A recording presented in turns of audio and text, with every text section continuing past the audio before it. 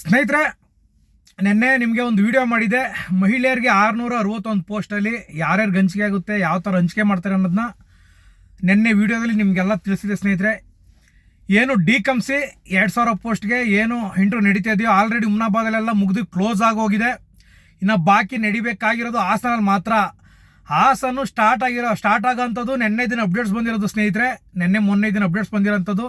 ನಾವೆಲ್ಲ ಅಂದ್ಕೊಂಡಿದ್ವಿ 20ನೇ ತಾರೀಕು ಒಳಗಡೆ ಆಗ್ಬೋದು, ಇಲ್ಲ 20ನೇ ತಾರೀಕು ಮೇಲಾಗ್ಬೋದು ಸ್ಟಾರ್ಟ್ ಮಾಡ್ತಾರೆ ಅಂತ. ಆದರೆ ಈಗ ಸದ್ಯಕ್ಕೆ ಮಾಹಿತಿ ಬಂದಿರೋ ಪ್ರಕಾರ ಡಿಸೆಂಬರ್ ಮೊದಲನೇ ವಾರದಲ್ಲಿ ಸ್ಟಾರ್ಟ್ ಮಾಡ್ತಾರಂತೆ ಹಾಸನ.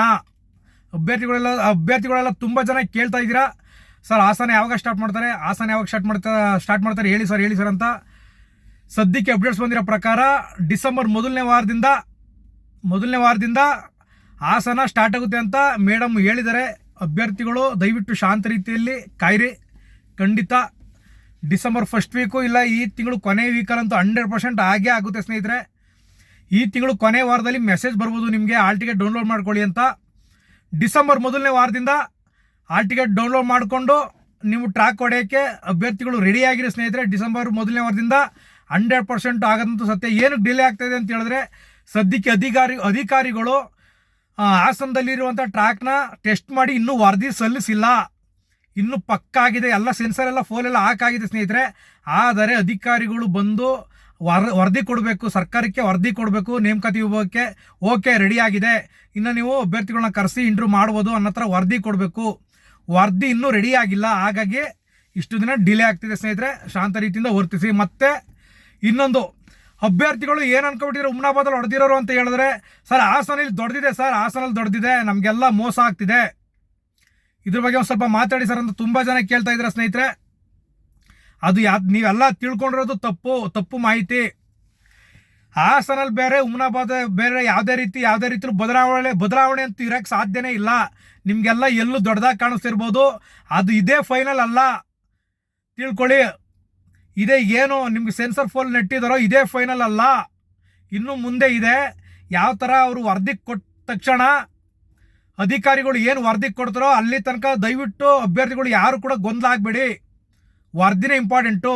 ಯಾಕೆಂದರೆ ಇದು ಲೆಫ್ಟಿಂದ ಬರುವಂಥದ್ದು. ಎಲ್ಲೋ ತುಂಬ ಜನ ಕೇಳ್ತಾರೆ, ಸರ್ ಎಲ್ಲೋ ತುಂಬ ಆ ಕಡೆ ಒಂದಡಿ ಗ್ಯಾಪ್ ಇದೆ ಸರ್, ಆ ಕಡೆ ಒಂದೊಂದು ಅಡಿ ಗ್ಯಾಪ್ ಇದೆ, ಎಲ್ಲರೂ ಪಾಸಾಗಿ ಹೋಗ್ತಾರೆ, ಹೆಂಗೆ ಸರ್ ಇದು, ನಮಗೆ ಮೋಸ ಆಗ್ತಾ ಇದೆಯಲ್ಲ ಸರ್ ಅಂತ ತುಂಬ ಜನ ಕೇಳ್ತಾ ಇದ್ದಾರೆ. ಸ್ನೇಹಿತರೆ, ಯಾವುದೇ ರೀತಿ ಗೊಂದಲ ಬೇಡ, ಇದ್ರ ಬಗ್ಗೆ ಡೌಟೇ ಬೇಡ, ಎಲ್ಲ ಒಂದೇ ಥರ ಇರುತ್ತೆ. ಸ್ನೇಹಿತರೆ, ಅರ್ಥ ಮಾಡ್ಕೊಳ್ಳಿ. ಅಧಿಕಾರಿಗಳಿಗೆ ಹುಮ್ನಾಬಾದರು ಬೇರೆ ಅಲ್ಲ, ಹಾಸನದವ್ರು ಬೇರೆ ಅಲ್ಲ. ಗೌರ್ಮೆಂಟ್ಗೆ ಹುಮ್ನಾಬಾದ್ ಬೇರೆ ಅಲ್ಲ, ಹಾಸನ ಬೇರೆ ಅಲ್ಲ. ಹುಮ್ನಾಬಾದರು ಚಿಕ್ಕಪ್ಪ ದೊಡ್ಡಪ್ಪನ ಮಕ್ಕಳೇನಲ್ಲ, ಹಾಸನರು ಚಿಕ್ಕಪ್ಪನ ದೊಡ್ಡಪ್ಪನ ಮಕ್ಕಳೇನಲ್ಲ. ಸ್ನೇಹಿತರೆ, ಅರ್ಥ ಮಾಡ್ಕೊಳ್ಳಿ. ಎಲ್ಲರೂ ಒಂದೇ ಇರುತ್ತೆ. ಎಲ್ಲಿ ಕುಯ್ಬೇಕೋ ಅಭ್ಯರ್ಥಿಗಳು ಅಲ್ಲಿ ಕುಯ್ತಾರೆ. ಅರ್ಥ ಆಯ್ತಾ? ಆಯಿತು, ಒಂದು ಅರ್ಧ ಅಡಿ ಜಾಸ್ತಿನೇ ಇರ್ಬೋದು ಆ ಕಡೆ ಅಂತ ಅನ್ಕೊಂಡ್ರು ಕೂಡ ನೀವು ಎಲ್ಲಿ ಕುಯ್ಬೇಕು ಹಾಸನರ್ನ ಅಲ್ಲಿ ಕುಯ್ತಾರೆ. ಎಲ್ಲಿ ಎಳಿಬೇಕಲ್ಲಿ ಎಳಿತಾನೆ. ಸ್ನೇಹಿತರೆ, ಅವ್ರಿಗೆ ಗೊತ್ತು ಅಧಿಕಾರಿಗಳಿಗಿಂತ ನೀವೇನು ಬುದ್ಧಿವಂತರಲ್ಲ. ಅಧಿಕಾರಿಗಳು ಅಂತ ಹೇಳಿದ್ರೆ ಅವ್ರೇನು ಸಾಮಾನ್ಯದವರಲ್ಲ. ಎಲ್ಲ ದೊಡ್ಡ ಹುದ್ದೆಯಲ್ಲಿ ಬಂದಿರೋಂಥವ್ರು, IAS ದೊಡ್ಡ ಹುದ್ದೆ ಸ್ವೀಕರಿಸಿ ಬಂದಿರೋಂಥವ್ರು. ನೀವೆಷ್ಟು ಚಾಲಕಾಗಿ ಯೋಚನೆ ಮಾಡ್ತೀರಿ ಅಂತ ಹೇಳಿದ್ರೆ ಸ್ನೇಹಿತರೆ, ಅವರು ಇನ್ನೂ ತುಂಬ ಮುಂದೆ ಹೋಗಿ ಯೋಚನೆ ಮಾಡೋಂಥವ್ರು.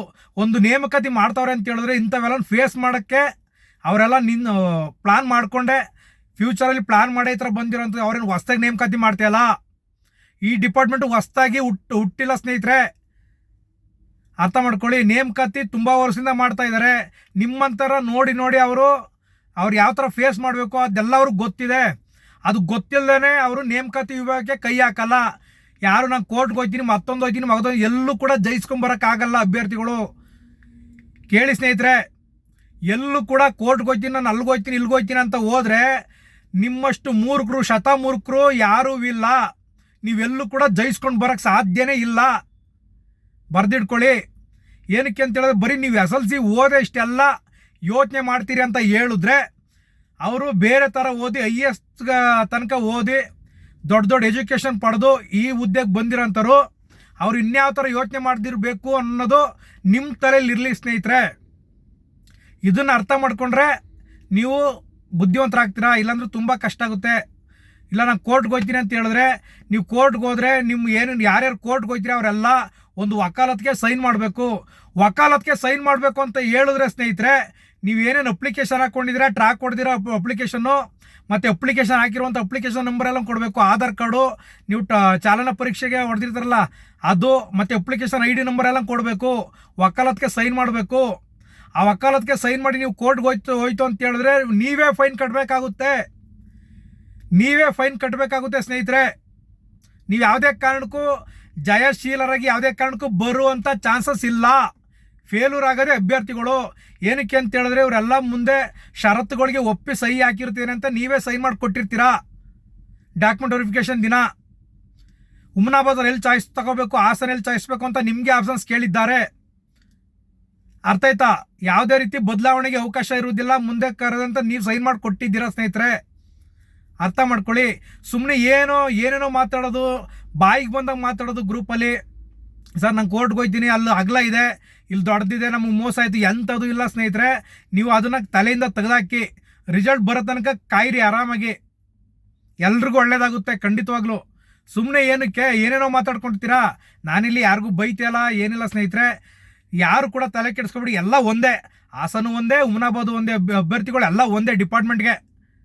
ಅರ್ಥ ಇದೆ ಸ್ನೇಹಿತರೆ? ಯಾರು ಕೂಡ ತಲೆ ಕೊಡದೆ ಆರಾಮಾಗಿ ಶಾಂತ ರೀತಿಯಿಂದ ಇರಿ ಸ್ನೇಹಿತರೆ. ಹುಮನಾಬಾದ್ ಹೊಡೆದಿರೋಂಥವ್ರು, ಹಾಸನ ಹೊಡೆಯೋಂಥವ್ರು ಖಂಡಿತ ರೆಡಿಯಾಗಿ ನಿಮ್ಮ ತರಬೇತಿಗಳನ್ನ ಅಭ್ಯಾಸ ಮಾಡ್ತಾನೆ ಇರಿ.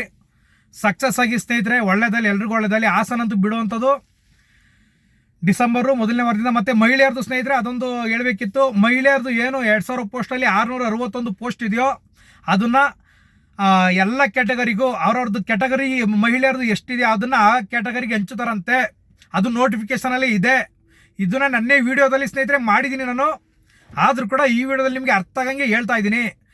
661 ಪೋಸ್ಟ್ ಮಹಿಳೆಯರಿಗೆ ಏನು ಪೋಸ್ಟ್ ಇದೆಯೋ ಸ್ನೇಹಿತರೆ ಅದನ್ನು ಆಯಾ ಕ್ಯಾಟಗರಿಗೆ, ಯಾವ್ಯಾವ ಕ್ಯಾಟಗರಿಗೆ ಎಷ್ಟೆಷ್ಟು ಪೋಸ್ಟ್ ಇದೆ ಮಹಿಳೆಯರದು ಅದನ್ನು ಆಯಾ ಕ್ಯಾಟಗರಿಗೆ ಹಂಚುತ್ತಾನಂತೆ. ಸಾಮಾನ್ಯ ಅಭ್ಯರ್ಥಿಗಳಿಗೆ, ಸಾಮಾನ್ಯ ಅಭ್ಯರ್ಥಿಗಳು ಅಂತ ಹೇಳಿದ್ರೆ ಏನು ಅಂತ ಹೇಳಿದ್ರೆ ಯಾರ್ಯಾರಿಗೆ ಕನ್ನಡ ಮಾಧ್ಯಮ, ಗ್ರಾಮೀಣ ಮತ್ತು ಯೋಜನಾ ನಿರಾಶ್ರಿತ ಏನು ಇರಲ್ವೋ ಸ್ನೇಹಿತರೆ ಅಂಥವ್ರಿಗೆ ಕೊಡ್ತೀನಿ ಅಂತ ಹೇಳಿದ್ದಾರೆ ನೋಟಿಫಿಕೇಷನಲ್ಲಿ. ನಾನು ನೋಟಿಫಿಕೇಷನ್ ಮಾತ್ರ ಮಾತಾಡ್ತಾ ಇದ್ದೀನಿ. ಸಾಮಾನ್ಯ ಅಭ್ಯರ್ಥಿಗಳು ರಿಸರ್ವೇಷನಲ್ಲಿ ಅಂದರೆ ಕ್ಯಾಟಗರಿಲಿ ಸಾಮಾನ್ಯ ಅಭ್ಯರ್ಥಿಗಳು ಅಂತ ಹೇಳಿದ್ರೆ ಅವ್ರ ಹತ್ರ ರೂರಲ್ ಗ್ರಾಮೀಣ ಇರಬಾರ್ದು, ಕನ್ನಡ ಮಾಧ್ಯಮ ಇರಬಾರ್ದು, ಮತ್ತು ಯೋಜನಾ ನಿರಾಶ್ರಿತರ ಇರ್ಬೋದು. ಯಾವುದೇ ರೀತಿ ಒಂದು ಮೀಸಲಾತಿ ಕೋಟ ಇರಬಾರ್ದು.